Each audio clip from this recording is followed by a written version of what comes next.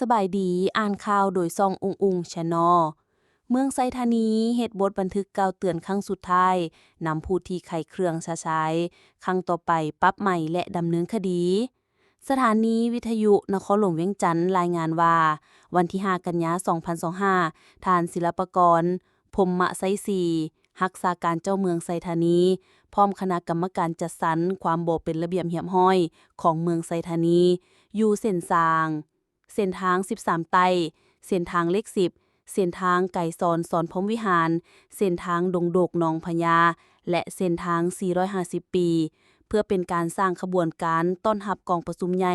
ครั้งที่ 8 ขององค์คณะผักนครหลวงเวียงจันทน์ พร้อมทั้งเป็นการจัดตั้งปฏิบัติบรรดา นิติกรรม ข้อตกลง และแจ้งการของขันทึงวางออก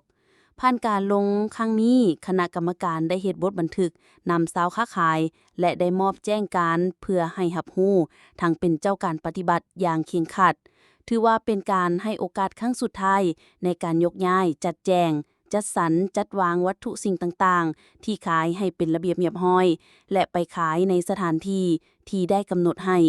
โดยให้เวลาบ่เกิน 2 วัน ถ้าหากยังฝ่าฝืนหรือบ่ปฏิบัติตามการแนะนำ ครั้งต่อไปทางคณะกรรมการดังกล่าวจะปฏิบัติแบบเด็ดขาด ปรับใหม่ ยึดสินค้า และอุปกรณ์พร้อมทางดำเนินคดีตามระเบียบกฎหมาย เนื่องจากในระยะผ่านมาได้ลงแนะนำกล่าวเตือน แจ้งให้รับรู้และเฮ็ดบทบันทึกหลายครั้งแล้ว แต่พวกเกี่ยวยังบ่ปฏิบัติ ฝ่าฝืนละเมิดต่อระเบียบและกฎหมายที่ขันถึงวางออก กลายเป็นปัญหาสร้างความบ่เป็นระเบียบเรียบร้อย และความบ่จบงามในสังคม ทั้งกีดขวางการสัญจรและเกิดอุบัติเหตุตามท้องถนน #หนังสือพิมพ์ลาวพัฒนา